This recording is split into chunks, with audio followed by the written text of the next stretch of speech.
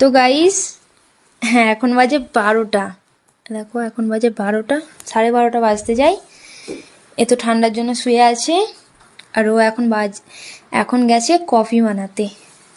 আর দিদি যেটা দেখিয়েছিল ওটা ওর রুম ছিল, আর এটা দেখো আমি আর আমার মিস্ত্রি নিয়েছি রুমটা। খুবই সুন্দর রুম।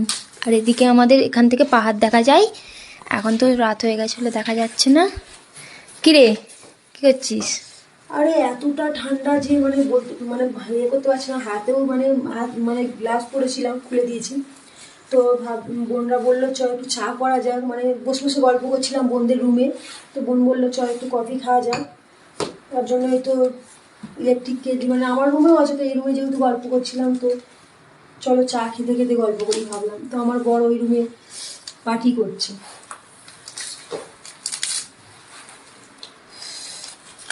আর আমার আর একটা বোন, তার প্রচুর ঠান্ডা লেগেছে, তাকে আগে দিই বানিয়ে। তো আমার হ্যাঁ প্রচুর ঠান্ডা এখানে, প্রচুর গরম। তো চলো এখন চিনি দিয়ে দিই, দিয়ে কফি বানানো দেখা।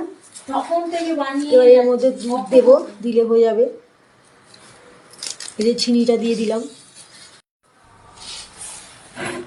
কি রে, তুই বললি যে কফি করে খাওয়াবি? তো কফি করতে গিয়ে দেখছি দুধটাই নেই, তাই লিকার চা বানিয়েছি। এটাও খুব প্রচুর টেস্টি হয়েছে। তো চলো মহারানীকে দিই, এখন ঘুমাচ্ছে। Hello hello